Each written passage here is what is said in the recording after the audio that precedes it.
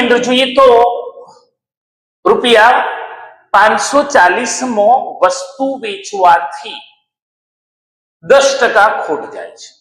મેં આગળના ભાગની અંદર નફાવાળા દાખલામાં કહ્યું છે કે જો ટકાવારી મૂલ્ય આપ્યું છે, નફો કયો છે તો 100 ની અંદર ઉમેરીને આપણો દાખલો ગણીશું, અને ખોટ કઈ છે તો 100 માંથી બાદ કરી અને આપણે ગણતરીમાં આગળ વધીશું.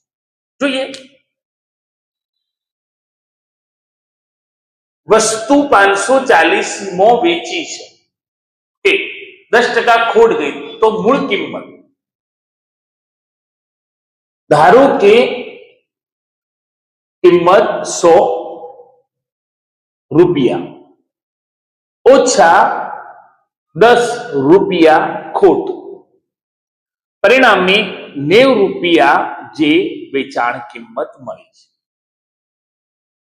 વેચાણ કિંમત મળી છે 90 રૂપિયા, મતલબ કે 90 રૂપિયા એ 540 તો 100 એ કેટલા?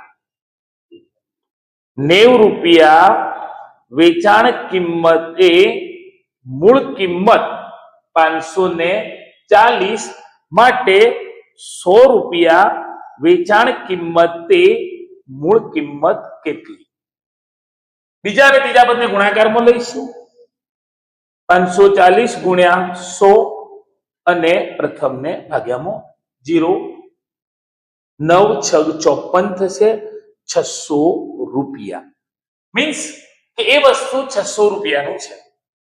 20% નફા સાથે વેચવા માટે એ જ પ્રમાણે ધારો કે 100 રૂપિયા,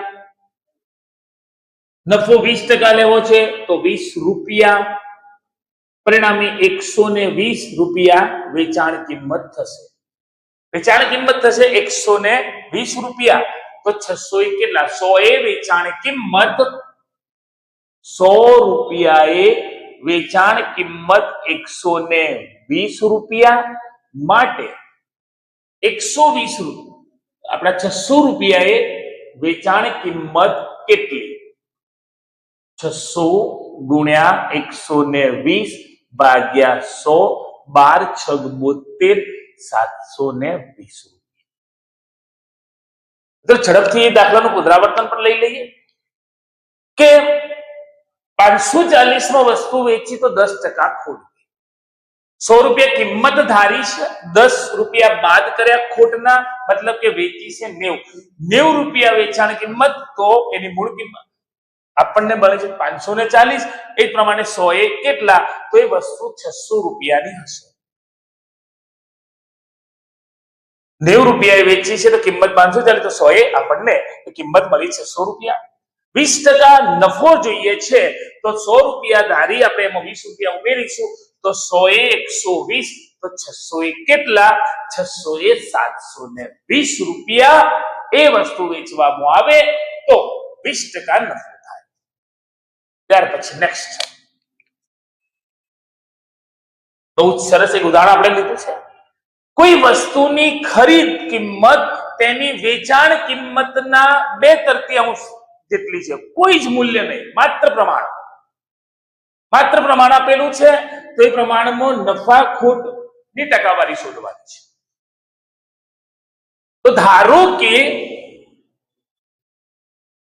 વેચાણ કિંમત x રૂપિયા છે, એમ કહ્યું છે કે એની ખરીદ કિંમત વેચાણ કિંમત કરતો 2/3 માટે ખરીદ કિંમત અથવા મૂળ કિંમત આપણે કહીએ તો મૂળ કિંમત 2/3 x છે. કોઈ અંક કે મૂલ્ય આપણને આપેલું નથી, માત્ર પ્રમાણ આપેલું છે. ટકાવારી પ્રમાણે આપણે જોઈએ છીએ તો ટકાવારીનું પ્રથમ સૂત્ર આપણે લખ્યું તે પ્રમાણે નફો કે ખોટ આપણને ટકાવારીની અંદર પૂછ્યું છે તો જે પણ મૂલ્ય છે આપણે અહીંયા જોઈ શકીએ છીએ x 2/3 x એટલે 2x ભાગ્યા 3 મૂળ કિંમત કરતો વેચાણ કિંમત વધારે છે માટે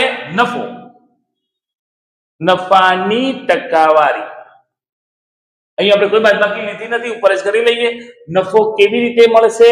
તો વેચાણ કિંમત ઓછા મૂળ કિંમત ગુણ્યા 100 અને ભાગ્યામાં આપણે મૂકીશું મૂળ કિંમત. જોઈએ વેચાણ કિંમતનું મૂલ્ય અહીંયા આપણને આપેલું છે x ઓછા મૂળ કિંમત 2x તૃતીયાંશ ગુણ્યા 100 અને નીચે પણ ફરીથી એકવાર મૂળ કિંમત 2x તૃતીયાંશ. અંશની અંદર આપણે લસા લઈએ તો 3 થશે. ગુણકમાં જોઈએ તો 3 વડે x ને ગુણવા પડશે માટે 3x ઓછા 2x ગુણ્યા 100 છેદમાં 2x upon 3. હવે જોઈએ અંશની અંદર 3x minus 2x તૃતીયાંશ. આ અંશ છેદને આપણે ઉપર ઉલટાવીને મૂકી દઈએ તો ઉપર વધે છે x તૃતીયાંશ ગુણ્યા 3 2x. ખાસ નોંધ લેજો મિત્રો, x તૃતીયાંશ અને આ પદને ઉપર જઈએ તો ઉલટાવી દઈએ તો 3 upon 2x ગુણકમાં છે 100. એટલે દૂર કરીએ તો 3 3 દૂર થશે, અહીંયા x x દૂર થશે અને અહીંયા 50 ગુણકમાં 2 એટલે 100 મીન્સ કે 50. આપણે વેચાણ કિંમતને x મૂળ કિંમતને 2 તૃતીયાંશ x લીધું છે અને આ પ્રમાણેનું 2 તૃતીયાંશ x વાળી વસ્તુને x રૂપિયામાં વેચવામાં આવે તો 50% નફો થાય છે. ભાગની અંદર એક અંતિમ દાખલો લઈ લઈએ કે કોઈક વ્યક્તિ કે 1200 રૂપિયાના ભાવના 2 પંખા એટલે કે કુલ કિંમત 1200 ગુણ્યા 2 મીન્સ 2400 રૂપિયા કોઈક ખરીદી માટે એમ કે રોક્યા છે. હવે એક પંખો 5% ની ખોટ સાથે અને એક પંખો 10% નફા સાથે વેચે છે. જોઈએ તો 5% એક પંખો, પ્રથમ પંખો જેને કહીશું 5% ખોટ કહી છે, પરિણામે 1200 ગુણ્યા 5% ખોટ ભાગ્યા 100 શૂન્ય શૂન્ય દૂર કરીશું 60 રૂપિયા ખોટ. એક પંખામાં 60 રૂપિયાની ખોટ દર્શાવી છે. બીજી તરફ જોઈએ બીજો પંખો જેને કહેવાય 10% નફો મીન્સ કે 1200 ગુણ્યા 10 ભાગ્યા 100 મીન્સ 120 રૂપિયા નફો. એક વસ્તુની અંદર 60 રૂપિયા ખોટ છે તો બીજી વસ્તુમાં 120 રૂપિયા નફો છે, પરિણામે અહીંયા ચોક્કસ નફો થયો છે 120 ઓછા 60, પરિણામે 60 રૂપિયા નફો. 2 પંખાના ખરીદ વેચની અંદર એ જે તે વ્યક્તિ, જેમ કે અહીંયા નામ આપ્યું છે મીના, મીનાએ 60 રૂપિયા નફો કર્યો છે. પ્રશ્ન પૂછ્યો છે કેટલા ટકા, તો નફાની ટકાવારી બરાબર અગાઉ જે લખ્યું મેં 2400 લખવાનું રીઝન જ એ છે કે જે 60 રૂપિયા મળ્યા એ કોઈ 1200 ની ખરીદી પર નહીં પરંતુ 2400 રૂપિયાની ખરીદી પર મળ્યા છે. તો ટકાવારીમાં નફો મેળવવા માટે તો આપેલા નફાની કિંમત ગુણ્યા 100 અને ભાગ્યાની અંદર આપેલું છે 2400. જોઈએ તો 0 0 દૂર કરીશું. અહીંયા ધારો કે 60 ભાગ્યા 24, 24 દુ 48 પ્લસ 12. અહીંયા 2 નીચે વધે છે, માનો કે તો 12 વડે છેદ ઉડે છે 2, અહીંયા 12 વડે છેદ ઉડે છે 5 અને 5 ને 2 વડે ભાગવામાં આવે તો ટકા મળે છે 2.5.